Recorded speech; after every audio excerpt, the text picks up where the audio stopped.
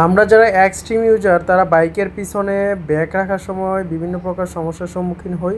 তো ওইটা সলিউশনের জন্য আমি একটি রেডি ব্যাগ হুক পারচেস করেছি। এটা একদমই রেডি টু ইউজ একটি প্রোডাক্ট। এটা ইনস্টল করার জন্য জাস্ট আপনার বাইকের পিছনের যে মাঠগাটি রয়েছে এটার দুইটা নাট খুলে নিতে হবে। নাট দুটি খোলার জন্য আমি একটি সেলাই রেঞ্চ নিয়ে নিই।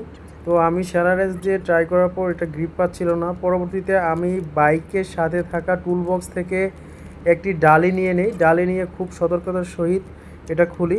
এটা খুবই টাইট ছিল, আপনারা যখন এটা খুলতে যাবেন তখন একটু খেয়াল করে খুলবেন।